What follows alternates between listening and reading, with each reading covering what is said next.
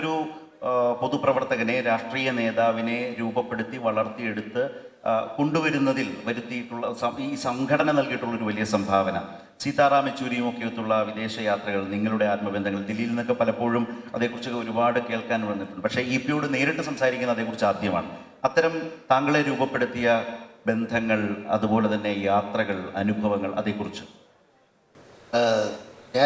ഞങ്ങളുടെ DYFIയുടെ രൂപീകരണത്തിന് ശേഷമാണ് അതിന് സ്വതന്ത്രമായി ഡൽഹിയിൽ ഒരു ഓഫീസും പ്രവർത്തനവും തുടങ്ങി.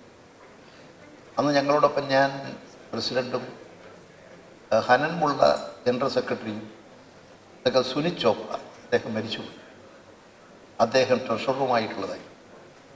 ആ സംഘടനയുടെ കേന്ദ്രം അന്ന് ഡൽഹിയിലായിരുന്നു.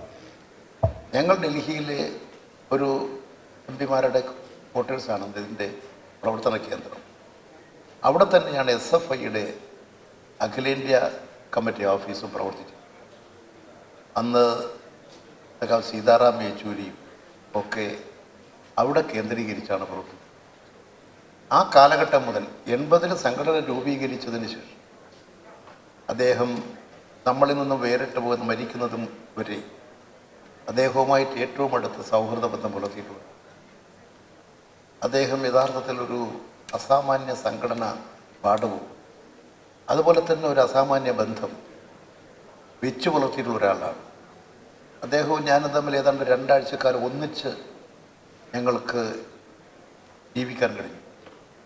ഇന്ത്യയിൽ നിന്ന് യുവജന വിദ്യാർത്ഥി പ്രതിസംഘം വിദേശ രാജ്യങ്ങളിൽ പോയ അവസരത്തിൽ അദ്ദേഹത്തോടൊപ്പമാണ് ഉണ്ടായി.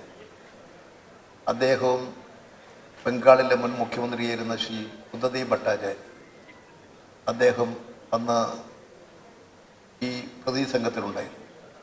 അതുപോലെ ഇവിടെ നിന്ന് കേരളത്തിൽ നിന്ന് ഞാൻ ആ സംഘത്തിലുണ്ടായിരുന്നു.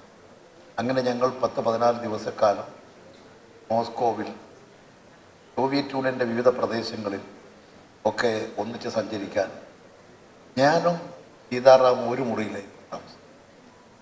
അപ്പം അങ്ങനെ ഞങ്ങൾ തമ്മിലൊരു അടുത്ത